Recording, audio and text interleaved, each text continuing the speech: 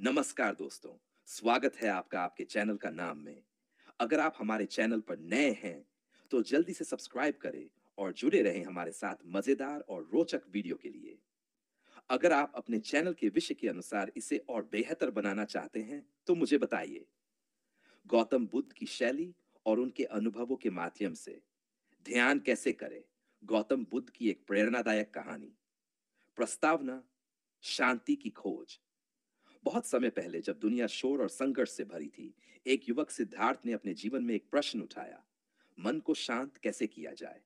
राजमहल, सुख सुविधा, संगीत, प्रेम और परिवार सब कुछ होते हुए भी उसका मन व्याकुल था। जिस क्षण उसने जीवन में मृत्यु, बीमारी और वृद्धावस्था देखी, उसी क्षण उसके हृदय में एक तीव्र जिज्ञासा जागी। ध्यान क्या है और ये दुखों से कैसे मुक्ति दिला सकता है? सिद्धार्थ राजमहल छोड़कर संन्यास ले लेते हैं और बन जाते हैं। उनके ध्यान की यात्रा न केवल उनके लिए, बल्कि समस्त मानवता के लिए दिशा बन जाती है। अध्याय 1: ध्यान का बीज, अरार और आलार से मुलाकात। ध्यान की खोज में बुद्ध सबसे पहले पहुंचे एक महान ऋषि आलार कालाम के पास। उन्होंने ध्यान के गहरे अभ्यास सिखाए, शून्यता और अविशुद्ध विचारों से मुक्ति का मार्ग। बुद्ध ध्यान में बैठते, सांसों का निरीक्षण करते, शरीर से ऊपर उठने लगते। किंतु कुछ समय बाद उन्होंने जाना, ये ध्यान उन्हें केवल अस्थायी मुक्ति दे रहा है, मोक्ष नहीं। वे आगे बढ़े, पहुंचे एक और महान साधक, उद्रक रामपुत। उन्होंने न सन असन अवस्था का अभ्यास कराया, जिसमें मन पूर्ण मौन में चला जाता है। परंतु वहां भी बुद्ध को अंतिम उत्तर नहीं मिला। अध्यात्म तपस्या, ध्यान का विरोधाभास। बुद्ध ने सोचा, शायद मुक्ति अत्यधिक तपस्या से मिले। उन्होंने भोजन त्याग दिया, जल तक नहीं पिया, सांसों को रोककर ध्यान किया। उनका शरीर हड्डियों का ढांचा बन गया, बाल झड़ गए, आंखों की रोशनी धुंधली होने लगी। लेकिन एक दिन जब वे मूर्छित होकर गिरे, एक युवती सुजाता ने उन्हें खीर खिलाई।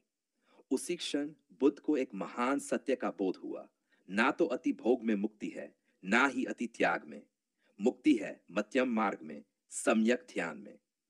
अध्याय थी बोधि वृक्ष के नीचे ध्यान की परम यात्रा। सुजाता की खीर ग्रहण कर गौतम बुद्ध ने निश्चय किया, अब मैं तब तक ध्यान से नहीं उठूंगा जब तक सत्य की अनुभूति नहीं होती। वे एक पीपल के वृक्ष के नीचे बैठे, जो आगे चलकर बोधि वृक्ष कहलाया। उन्होंने सबसे पहले अपने शरीर और मन को स्थिर किया। शरीर स्थिर किया, रीढ़ सीधी, आंखें आधी बंद, मुंह में मौन।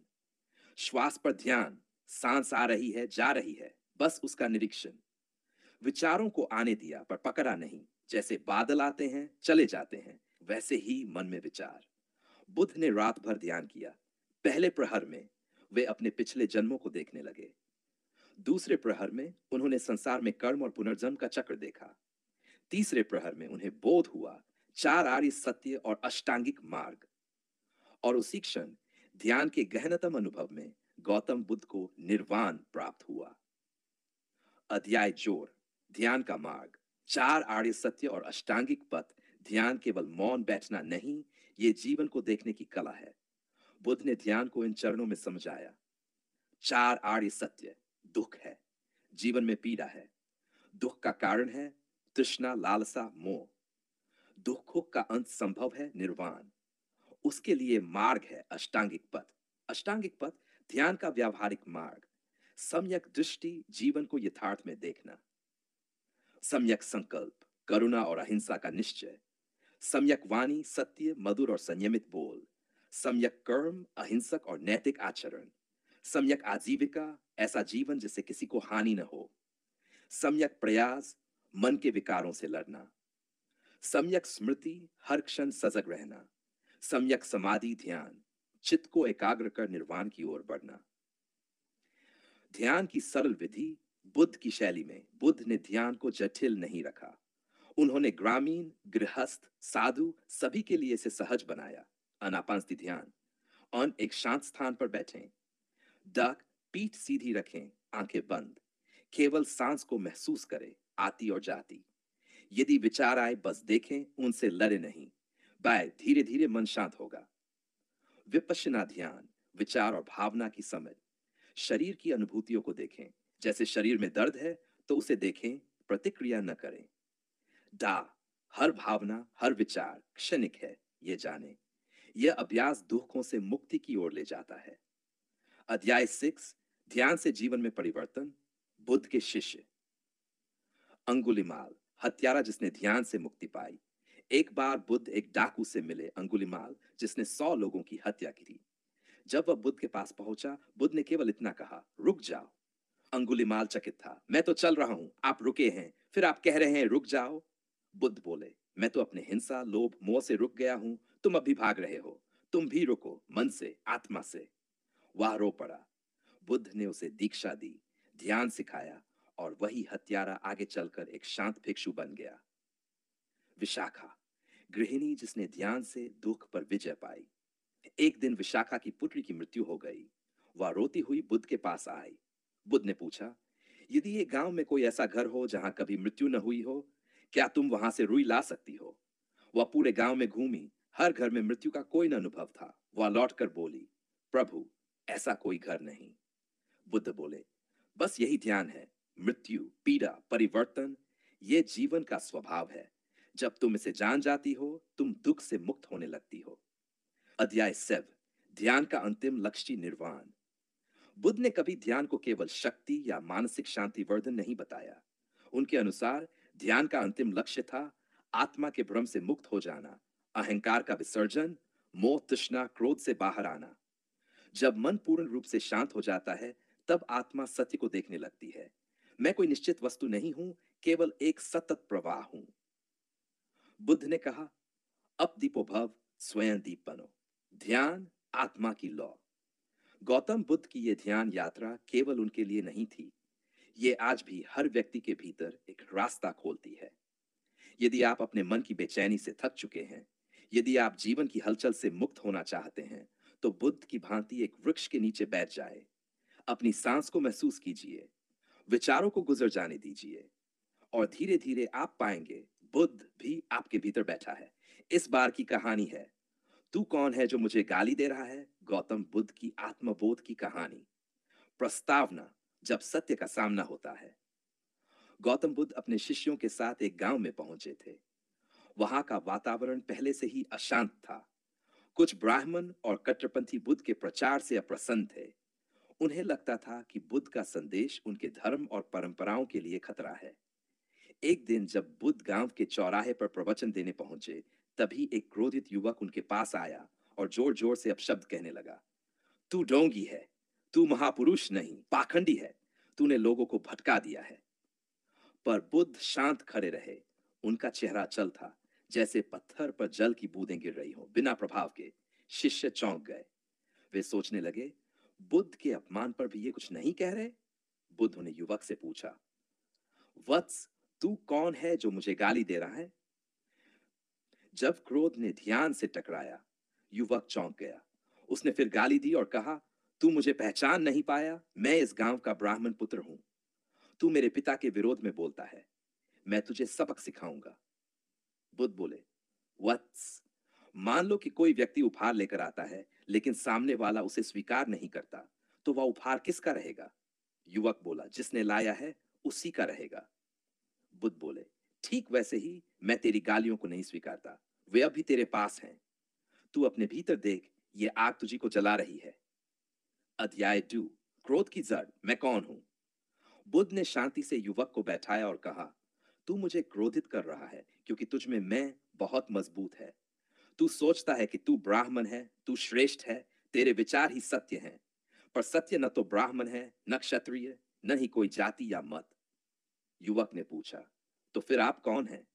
बुद्ध ने उत्तर दिया, मैं वह हूं जो किसी भी पहचान में नहीं बंधा। न ब्राह्मण, न सन्यासी, न उपदेशक, मैं केवल एक जागा हुआ चित्त हूं। अध्याय 3, बुद्ध की कहानी, जब उन्होंने अपना मैं छोड़ा। बुद्ध ने युवक को अपनी कहानी सुनाई। एक समय मैं भी एक राजकुमार था। मेरे पास धन, भोग, शक्ति, सब कुछ था। पर एक दिन मैंने वृद्धावस्था, रोग और मृत्यु को देखा, और मेरा मैं टूटने लगा। मैंने महल छोड़ दिया, साधना की, तपस्या की, और अंत में जाना कि जितनी भी पहचाने हैं, वे सब झूठी हैं। असली सत्य पहचान से परे है। ध्यान में बैठकर मैंने देखा कि मैं केवल एक विचार है, एक संग्रह है स्मृतियों, शरीर की पहचान, समाज के नामों का। जब ध्यान गहराता गया तो मैं गिरता गया, और जब मैं पूरी तरह गिर गया, वहीं से मुक्ति शुरू हुई। अध्याय जोड़ युवक का परिवर्तन। जब भीतर की आग बुझी, बुद्ध की शांत आवाज और करुणा ने युवक को छू लिया। उसका शरीर कांपने लगा, आंखों से आंसू बहने लगे। वह बुद्ध के चरणों में गिर पड़ा। मैंने आपको बहुत अपमानित किया, क्षमा करे भगवान, बुद्ध ने कहा। वत्स, जब कोई जागता है तब कोई अपराध नहीं बचता। वह तो केवल अज्ञान की छाया थी जो अब उजाले में जलकर चली गई। अध्याय 5। शिष्य का प्रश्न, क्या सब बदल सकते हैं? वहां खड़े एक शिष्य ने पूछा, भगवान, क्या ऐसा हर मनुष्य कर सकता है? क्या हर व्यक्ति इस मैं से मुक्त हो सकता है? बुद्ध बोले, हाँ, हर जीव के भीतर बुद्धत्व है, पर जब तक वह अपने मैं को सच्चा मानता है, तब तक वह भटकता रहेगा। ध्यान का उद्देश्य यही है, इस भ्रम को देखना और मुक्त होना। जिस दिन कोई मनुष्य बैठकर केवल यह देखता है, मेरे विचार आ रहे हैं, जा रहे हैं, मेरे भीतर क्रोध आया और चला गया, मेरे भीतर भय आया और वह भी गया, उस दिन वह जान जाता है हूं। अध्याय 6। ध्यान और अहंकार का अंत। बुद्ध ने कहा, ध्यान का सबसे बड़ा शत्रु है अहंकार। जब तुम सोचते हो मैं अच्छा ध्यान कर रहा हूं, मैं शुद्ध हूं, मैं दूसरों से आगे हूं, वहीं से गिरावट शुरू होती है। ध्यान का अर्थ है देखना बिना पहचान के। देखो शरीर को पर मत कहो यह मेरा शरीर है। देखो विचार को पर मत कहो यह मेरा विचार है। देखो भावनाओं को पर मत कहो मैं दुखी हूं। तुम केवल देखने वाले हो, यही ध्यान है। अध्याय 7। युवक का नया जीवन। उस युवक ने बुद्ध से दीक्षा ली। उसका नाम बुद्ध ने रखा, जिसका अर्थ था जिसने सब कुछ देखा और समाहित किया। संवेद अब रोज ध्यान करता। कभी क्रोध आता तो वह बह जाता, उसे देखता। यह क्रोध है, मैं नहीं। धीरे धीरे वह मुक्त होता गया। उसका मन शांत हो गया। गांव के लोग जो उसे पहले गुस्सैल और कट्टर मानते थे, अब उसे देखकर कहते, संवेद अब जैसे बुद्ध का ही प्रतिबिंब है। अध्याय 8। जब बुद्ध ने कहा, तू ही मैं है। कुछ वर्षों बाद संवेद ने पूछा, भगवान, क्या मैं कभी आपके जैसा बन सकता हूं? बुद्ध मुस्कुराए और बोले, संवेद, जो तू आज है वही मैं था, जो मैं आज हूं वही तू बन रहा है। हम दोनों के बीच का फर्क केवल यह है, मैंने देख लिया है कि मैं नहीं हूं। तू अब भी यह मानता है कि तू है। जिस दिन तू पूरी तरह यह पहचान गिरा देगा, उस दिन तेरा जन्म नहीं होगा, तेरा अंत नहीं होगा, केवल एक शुद्ध बोध बचेगा। जब हम पूछें मैं कौन हूं, बुद्ध की यह कहानी आज भी हमारे लिए उतनी ही प्रासंगिक है। जब कोई हमें अपशब्द कहता है तो हम दुखी हो जाते हैं, क्यों? क्योंकि हम मैं से बंधे हैं। अगर हम केवल देखना सीख जाएं, मैं शरीर नहीं, मैं विचार नहीं, मैं भावना नहीं, मैं केवल एक साक्षी हूं, तो फिर कोई भी शब्द, कोई भी चोट, कोई भी गाली हमें छू नहीं सकती।